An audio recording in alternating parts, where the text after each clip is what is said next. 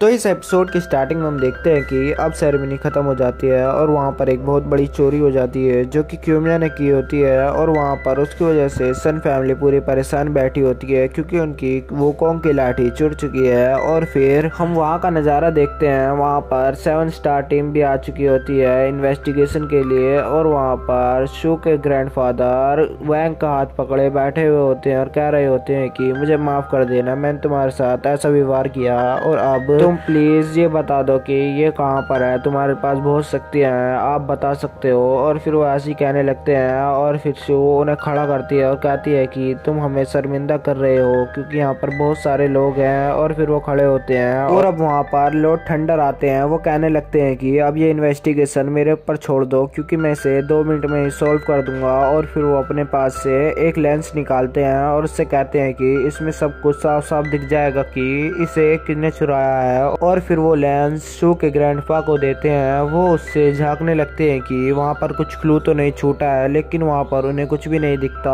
और फिर Lord thunder भी उसमें देख रहे होते हैं लेंस से। और फिर शू परेशान हो जाती है और कहती है कि वैंग अब तुम ही कुछ करो। और फिर वैंग चिल्लाता है और कहता है कि सब इधर देखो, क्या हम इस सीसीटीवी कैमरा से नहीं देख सकते क्या।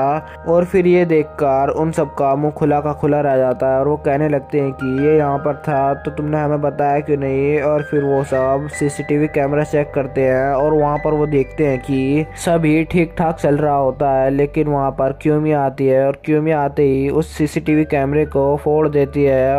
और अब सबको पता चल गया है कि वुकोंग की लाठी को क्यूमिया ने चुराया है। और फिर हम देखते हैं कि क्यूमिया एक वोल्केनो के पास अपने सारे आदमियों के साथ कुछ कर रही होती है और कह रही होती है कि डार्क फोर्स अब जल्दी से निकल जाओ। और फिर वो उस रस्म को पूरा करने वाली होती है, लेकिन तभी उसकी फोन रिंग होता है जिससे उसका ध्यान बढ़ जाता है। और फिर वो फोन को काट देती है जो कि शू का होता है। शू को पता चल गया होता है कि क्यूमिया ने वो चुराया होता है। और फिर क्यूमिया फिर से डार्क फोर्स को बुलाने लगती है, लेकिन तभी उसका कॉल फिर से आ जाती है जिससे उसके गार्ड भी परेशान हो जाते हैं। और फिर से वो फोन को काट कर लावा में फेंक देती है और अब वो करने वाली होती है, लेकिन तभी बाहर से आवाजें आने लगती हैं और वहाँ पर मोटा भाई और चैन नाचने लगते हैं और गा रहे होते हैं कि क्यूमिया जल्दी से बाहर आओ वरना हम यहीं पर गाते रहेंगे। और फिर वो सब परेशान होकर बाहर जाने लगते हैं और हम बाहर देखते हैं कि सब नाच रहे होते हैं और शू और वैंग ने अपने कान बंद कर रखे होते हैं क्योंकि वहाँ पर बहुत तेज आवाज आ रही होती है। और तभी वो अपना गेट खोलते हैं, वहाँ से क्यूमिया बाहर आती है और वो कहने लगती है कि तुम मेरे घर के बाहर क्या कर रहे हो, मैं पुलिस को बुला सकती हूँ क्योंकि ये मेरी प्राइवेट प्रॉपर्टी है। और फिर ये सुनकर शू कहने लगती है कि मासूम मत बनो और अब सबको पता चल गया है कि तुमने ही वो चीज़ चुराई है। और फिर वो देखकर वो कहती है कि मैंने ऐसी कोई भी चीज़ चुराई नहीं है जो तुम्हारे सन फैमिली से ताल्लुक़ रखती हो। और फिर तुम सीसीटीवी कैमरा भी देख सकती हो। शू उसे सीसीटीवी कैमरे की फ़ोटो दिखाती है और फिर ये देखकर वो कहने लगती है कि नहीं, मैंने कुछ भी नहीं किया है। और फिर चैन और मोटा भाई कहने लगते हैं कि तुमसे झूठी लड़की आज तक मैंने कभी भी नहीं देखी है। और फिर वैंग की स्वॉर्ड उससे कहने लगती है कि वो चीज़ इसके ही पास है। और फिर क्यूमिया कहने लगती है कि अगर तुम ऐसे नहीं जाओगे तो मुझे कुछ करना ही होगा। और फिर वो अपने गार्ड को बुला लेती है जो कि उन्हें चारों तरफ से घेर लेते हैं। और वहाँ पर मोटा भाई कहने लगते हैं कि हम इन्हें संभाल लेंगे जब तक हमारे पास वैंग है। और वहाँ पर वैंग नहीं होता और फिर वो परेशान होने लगते हैं और हम देखते हैं कि वैंग क्यूमिया के पास गया होता है। क्यूमिया एक पहाड़ी पर चढ़ रही होती है, उसे वहाँ पर कुछ काम होता है। और फिर वैंग उससे कहने लगता है कि तुम चुपचाप सन फैमिली की चीज़ मुझे दे दो। और फिर वो कहने लगती है कि मेरे पास ऐसी कुछ भी चीज़ नहीं है और वो उसे पीछे छोड़कर आगे जाने लगती है। लेकिन तभी वैंग उसके सामने आ जाता है और फिर से वो ऊपर जाने लगती है। और वैंग कहता है मैं इसके बाद नहीं कहूँगा कि तुम मुझे वो चीज़ दो या ना दो। और फिर क्यूमिया कहकर ये आगे जाने लगती है कि मेरे पास ऐसी कुछ भी चीज़ नहीं है। और फिर से वो ऊपर जाने लगती है और फिर से वैंग उसके सामने आ जाता है और वो कहने लगता है कि मैं आखिरी बार कहूँगा। और फिर क्योमिया जिसने सन फैमिली से जो चीज़ चुराई होती है वो उसे निकालती है और उसमें से एक बीस्ट निकल आता है जिसकी मदद से वो वैंग को हराने का सोचती है, लेकिन वैंग उसे आसानी से मार देता है और फिर से उसके सामने आ जाता है और कहने लगता है कि अब ये बहुत ज़्यादा हो रहा है। और फिर से क्योमिया बहुत सारे बीस्ट को बुला लेती है, लेकिन वैंग अब उनसे नहीं डरता और फिर उनके पास जाकर उन्हें एक एक करके मार देता है और क्योमिया से कहने लगता है कि अब ये बहुत हो गया है। और फिर क्योमिया फिर से बीस्ट को बुलाने लगती है, लेकिन वैंग उसकी वो चीज़ फाड़ देता है जिससे वो बीस्ट को बुला रही थी और वहाँ पर एक पोर्टल बनता है जिसमें वो दोनों खींचे चले जाते हैं और दोनों एक अलग दुनिया में आ जाते हैं। वहाँ आने के बाद उन पर एक डीमन हमला करता है, लेकिन तभी वहाँ पर हेडमास्टर जाओ आ जाते हैं और वो कहने लगते हैं कि तुम पीछे हट जाओ और फिर वो उसे स्पाइडर डीमन को आसानी से हरा देते हैं और फिर वैंग के सामने झुकते हैं और कहने लगते हैं कि मास्टर मुझे अच्छा लग रहा है, मैं तुमसे दोबारा मिला हूँ। और फिर क्योमिया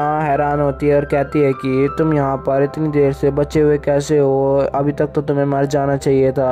और फिर हेडमास्टर जाओ वैंग से कहने लगते हैं कि मुझे पहले से ही पता था कि ये कुछ करने वाली है और इसके चुराने के बाद मैं इसके पीछे जा रहा था, लेकिन इसने मुझे धोखे से इस वर्ल्ड में भेज दिया। यहाँ पर बहुत सारे डीमन थे इस वोल्केनो के अंदर और उन्होंने मेरे ऊपर हमला कर दिया, लेकिन मैंने हार नहीं मानी और इनको एक एक करके मारता गया और मैं अभी तक सरवाइव कर रहा हूँ। और वहाँ पर क्योमिया फंस जाती है और फिर वो कहने लगती है कि हाँ मैं ही वहाँ पर वो चीज़ चुराने गई थी पर मैंने वो चीज़ चुराई नहीं है। और फिर ये सुनकर वैंग कहने लगता है तो फिर किसने चुराई है, और फिर वो उससे कहने लगती है कि मुझे नहीं पता ये किसने चुराई है। और फिर तभी उन पर बहुत सारे डीमन हमला करने लगते हैं और फिर हम देखते हैं कि वहाँ भूकंप आ रहा होता है और वही वुकोंग की लाठी बहुत बड़ी हो जाती है जो कि वोल्केनो को तोड़कर अंदर आ रही होती है और फिर उसे देखकर सब डर रहे होते हैं। और फिर जहाँ से वो टूट कर आई होती है वहाँ से बहुत सारे डीमन बाहर निकलने लगते हैं और वोल्केनो भी फटने लगता है और फिर उससे चारों तरफ अफरा तफरी मच जाती है और फिर जो डीमन निकले होते हैं वो भी इधर उधर तबाही मचा रहे होते हैं जिनकी वजह से बहुत नुकसान भी हो रहा होता है। और वहाँ पर हम फ्रॉगी को देखते हैं जो कि उस लाठी को मुंह में दबाए बैठा होता है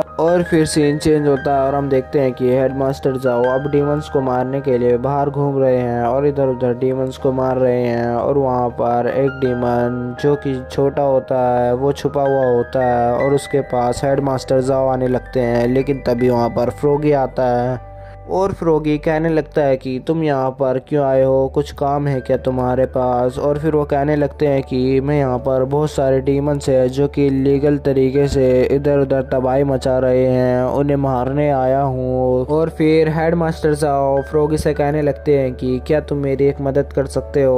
और फिर फ्रॉगी हाँ करता है और फिर हेडमास्टर साहब फ्रॉगी को उस डीमन का ही एक कपड़ा दिखाते हैं और फिर उसे सूंघने के बाद वो गलत डायरेक्शन में बताने लगता है कि उधर 300 मीटर पर वो है और बहुत तेजी से भागता जा रहा है। और फिर हेडमास्टर जाओ उसे थैंक्स कहकर वहां से जाने लगते हैं और फ्रॉगी भी वहां से जाने लगता है और फिर वो डीमन उससे कहने लगता है कि आपका शुक्रिया, आपने मुझे बचा लिया। और फिर वो उससे कहने लगता है कि आप वापिस से हमारे डीमन किंग बन जाओ, जब से आप गए हो तब से सारे डीमंस को बहुत ही तकलीफें उठानी पड़ रही हैं क्योंकि 7 स्टार टीम इधर उधर घूमकर सबको आसानी से मार पा रही है। और फिर ये सुनकर फ्रॉगी कहने लगता है कि तुम क्या कर रहे हो, मुझे कुछ समझ नहीं आ रहा है। और फिर वो वहाँ से जाने लगता है और फिर वो कहने लगता है कि अब मैंने इंसानों को अपना लिया है और अब मुझे इंसानों के साथ रहना अच्छा लगता है क्योंकि उन्होंने मुझे बहुत सारा